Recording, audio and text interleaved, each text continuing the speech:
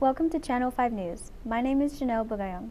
On Tuesday, October 6th, ASIJ went against Dakota and won 25-8 and 25-22.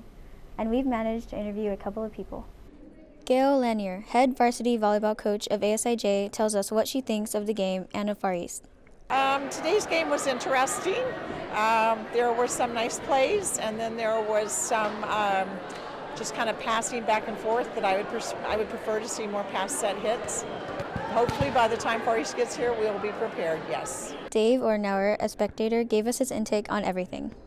The American school in Japan has the pedigree, very strong volleyball team that won Far East Division I championships in 2011, 12, and 13. It's fortunate because we still have a month left to go. Yokota still has a lot of work to do. And the main thing Yokota needs to work on is consistency, continuity,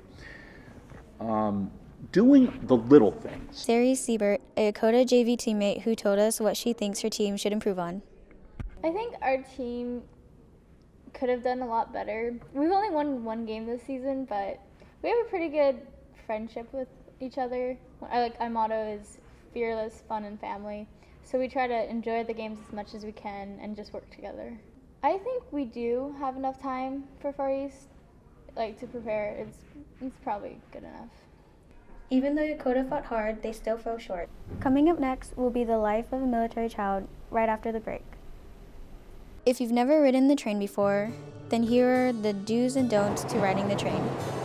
Be mindful of others. You can sleep on the train, but if the train is somewhat empty, be mindful of others and don't directly sit next to people. Don't hang off the poles or jump around the seats. Unless you're old, you're pregnant, you have a child, or a broken bone, don't sit in the designated handicap area. Don't be rude and take up all of the space, just stick to one seat. And we're back. Now we know the feeling of moving and the hardships. But what about constantly moving every year? Let's see what military children have to say. We have Hannah Bowers, who's just recently moved from Germany. We have Ian Eddington, who's not only been a military child, but also works for DoDEA. I've only moved twice since being part of a military family. I attended 11 schools, starting with preschool, and graduated at my 11th school. We moved 17 times. Whenever I first moved to Germany, it was my first move as a military child. So it was kind of like throwing me into a new place without all my friends and stuff, because where I had come from, I had been there for 12 years. So I was born and raised there. I knew everyone since I was really, really young. So I didn't have friends for about a year after moving there. So it was kind of hard.